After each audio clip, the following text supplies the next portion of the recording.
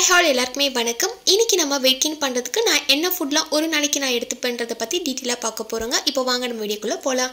காலையில் எழுந்த உடனே ஃப்ரெஷ்அப் ஆகிட்டு ஒரு கிளாஸ் அளவுக்கு நல்லா தண்ணி குடிச்சிருங்க. வார்ம் வாட்டர் எடுத்துக்கோங்க. காலையில் எழுந்த உடனே தண்ணி குடிக்கணும். ஸோ தண்ணி குடிச்சிட்டு நீங்கள் டேவை ஸ்டார்ட் பண்ணுங்கள். ஸோ நெக்ஸ்ட்டு பார்த்தீங்கன்னா நான் வீட்டில் கொஞ்சம் வேலைலாம் இருந்தது, டீ போட்டு குடிக்கணும். ஸோ பாட்டி பார்த்தீங்கன்னா எனக்கு கொஞ்சம் ஹெல்ப் பண்ணிகிட்டே இருந்தாங்க. காலையில் எழுந்த உடனே பார்த்தீங்கன்னா நிறைய வேலை இருந்துச்சு. பாப்பா வேறு ஸ்கூலுக்கு அனுப்பணும்.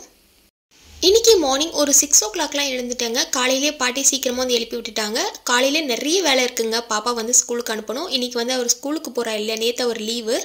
காலையிலே எழுந்த உடனே ஒரு கிளாஸ் பால் எடுத்துக்கிட்டேன். எப்போவுமே காலையில் பால் எடுத்துக்கிட்டிங்கன்னா வெயிட் ஈஸியாக ஏற்றி கொடுக்கும். இல்லை அதிக அளவு கேலரி கிடைக்கும். எங்கள் வீட்டு பக்கத்துலேயே பார்த்தீங்கன்னா பசுமாடெல்லாம் இருக்கும். ஸோ அவங்கக்கிட்ட தான் பால் வாங்கி நான் எப்போவுமே டெய்லி காய்ச்சும் பாப்பாக்குமே கொடுப்பேன். பசும்பாலில் அதிக அளவு கொழுப்பு சத்து இருக்கிறதுனால வெயிட்டை ஈஸியாக ஏற்றி கொடுக்குங்க. காலையில் பிரேக்ஃபாஸ்ட்டுக்கு பார்த்தீங்கன்னா நான் நிறைய பருப்புகள்லாம் ஊற வச்சுருந்தேன். அதாவது எங்கள் மாமியார் சொன்ன ஒரு ரெசிபி தான் இது. இது ஒரு அடை மாதிரிங்க. இது பார்த்தீங்கன்னா காலையில் பிரேக்ஃபாஸ்ட்டுக்கும் எடுத்துக்கலாம், டின்னருக்குமே எடுத்துக்கலாம். அப்பப்போ பார்த்தீங்கன்னா எங்கள் வீட்டில் செய்யக்கூடிய ஒரு ரெசிபினே சொல்லுவேன். அந்தளவுக்கு டேஸ்ட்டுமே ரொம்ப நல்லாயிருக்கும். இது பார்த்தீங்கன்னா நான் செஞ்சேன்னா என் ஹஸ்பண்ட் வைக்கவே மாட்டார், எல்லாத்தையுமே அவரே சாப்பிடுவார். அந்தளவுக்கு டேஸ்ட்டு நல்லாவே இருக்குங்க. இதில் பார்த்தீங்கன்னா உளுத்தம்பருப்பு, துவரம்பருப்பு, சிறுபருப்பு, ஸோ இந்த 3 பருப்பையும் ஊற வச்சுட்டேன். இது கூட பார்த்தீங்கன்னா கடலைப்பருப்பும் சேர்த்துக்கோங்க, முந்திரி, பாதாம். ஸோ இது எல்லாத்தையும் சேர்த்துட்டு ஒரு 6 மணி நேரமாவது நல்லா ஊற வச்சுருங்க. இது நம்ம நைட்டே ஊற வச்சிட்டோம்னா காலையில் எழுந்து நல்லா ஊறி இருக்கும். அரைச்சிட்டு இது கூட வெங்காயம், பச்சை மிளகாய், பெப்பர் பொடி, இந்த மாதிரி உங்களுக்கு என்ன பிடிக்குமோ அதை நீங்கள் சேர்த்துட்டு நீங்கள் தோசை ஊற்றிக்கலாம். இந்த அடை தோசை கூட நீங்கள் தேங்காய் சட்னி, இல்லைனா புதினா சட்னி, கார சட்னி, எந்த சட்னி அரைச்சாலுமே டேஸ்ட்டு செம்மையாக இருக்குங்க. இது நாங்கள் அடிக்கடிக்கு எங்கள் வீட்டில் செய்வோம். ரொம்ப சூப்பரான ஒரு ரெசிபி, ரொம்பவே ஈஸியாகவும் இருக்கும். நம்ம இதை மிக்சிலேயே அரைச்சிக்கலாம். ஒரு கொஞ்சமாக பருப்பு போட்டால் போதும். அதாவது ஒரு கைப்பிடி அளவு மட்டும் போட்டுக்கோங்க.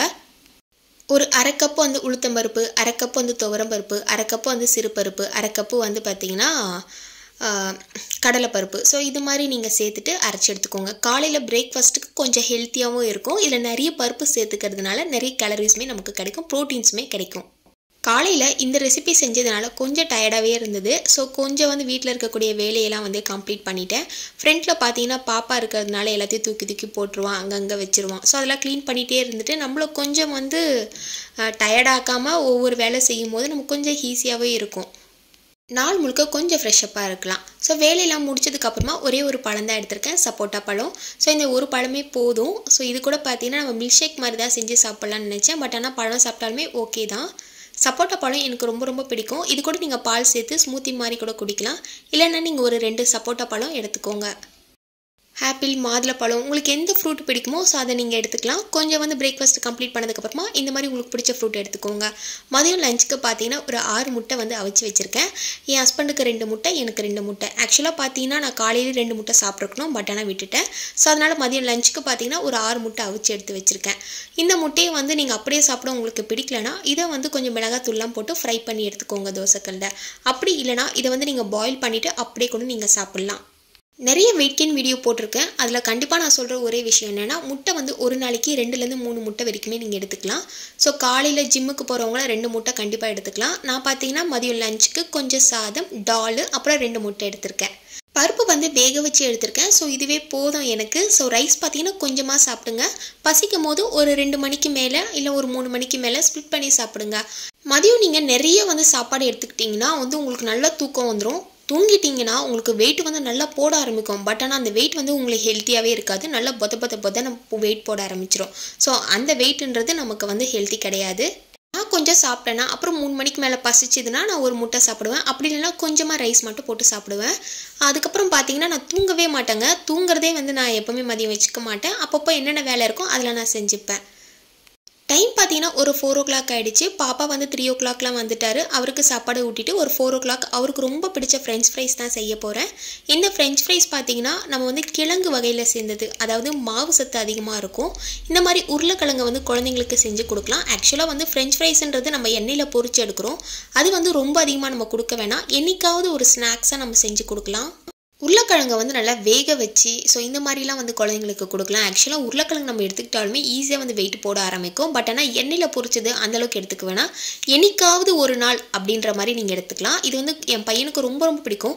எப்போ வெளியே போனாலும் இதை தான் கேட்டு வாங்கி சாப்பிடுவான். கடைகளில் நம்ம வாங்கி கொடுக்கறது அந்த அளவுக்கு வந்து நல்லா இருக்குமான்னு தெரியல. பட் ஆனால் நம்ம வீட்டில் கொஞ்சம் ஃப்ரெஷ்ஷாக பண்ணி தர்றது நமக்கு கொஞ்சம் சாட்டிஸ்ஃபைடாக இருக்குது. ஸோ அதனால் நான் என் பையனுக்கு ஃப்ரெஞ்ச் ஃப்ரைஸ் செஞ்சு கொடுத்துருக்கேன். ஈவினிங் டைமில் பார்த்தீங்கன்னா ஃப்ரெஞ்ச் ஃப்ரைஸ் தான் நான் எடுத்துக்கிட்டேன். இது கூட கொஞ்சமாக மாதுளப்பழம் ஜூஸ் எடுத்திருக்கேன். ஸோ பையனுக்கு வந்து பால் ஊற்றி கொடுத்தா பிடிக்கலன்னு சொல்லிட்டான். ஸோ அதனால் எனக்குமே பார்த்தீங்கன்னா மாதுளப்பழத்தை மட்டும் நல்லா கிரைண்ட் பண்ணி அரைச்சி ஜூஸ் மாதிரி எடுத்துக்கிட்டேன். ஈவினிங் டைம்லேயே டீ காஃபி எதுவுமே நான் எடுத்துக்கல. மாதுளப்பழம் ஜூஸும் ஃப்ரெஞ்ச் ஃப்ரைஸும் தான் எடுத்திருக்கேங்க. கொஞ்சம் எக்ஸ்ட்ராவாக இது கூட நீங்கள் நட்ஸும் எடுத்துக்கலாம். நட்ஸு நீங்கள் எடுக்கிறீங்கன்னா பாதாம், முந்திரி, பிஸ்தா இந்த மாதிரி நீங்கள் நட்ஸாக எடுத்துக்கோங்க ஈவினிங் டைமில். ஸோ இது கொஞ்சம் ஹெல்த்தியாகவும் இருக்கும்.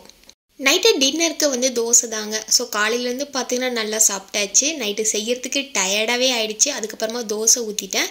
இது கூட பார்த்தீங்கன்னா ஆனியன் சாம்பார் தான் வச்சுருக்கேன். ஆக்சுவலாக பார்த்தீங்கன்னா சாம்பார் வைக்கலான்ற ஒரு ஐடியாவில் தான் இருந்தேன். இந்த பாம்பே சாம்பார் பார்த்தீங்கன்னா ரொம்ப சூப்பராகவே இருக்கும். ஆக்சுவலாக ரொம்ப ஈஸி செய்கிறது. பொட்டுக்கடலை அப்புறம் வந்து சொம்பு மட்டும் அரைச்சி ஊற்றி குருமா மாதிரி இருக்கும். பட் ஆனால் ரொம்ப ஈஸியாக வந்து ரெடி பண்ணிட்டேன். நைட்டு டின்னருக்கு 2 தோசை எடுத்திருக்கேன். இது கூட பார்த்தீங்கன்னா பொட்டுக்கடலை சாம்பார், அதாவது பொட்டுக்கடலை சட்னின்னு சொல்கிறாங்க. பட் ஆனால் எங்கள் மாமியார் தான் எனக்கு இந்த ரெசிபி செஞ்சு கொடுத்தாங்க. எப்படி செய்யணுன்ற டீட்டெயிலும் அவங்க தான் எனக்கு கொடுத்துருந்தாங்க. ரொம்பவே ஈஸியாக இருக்குது. எனக்கா டயர்டாக இருந்தால் இந்த மாதிரி தான் செஞ்சு சாப்பிடுவேன்.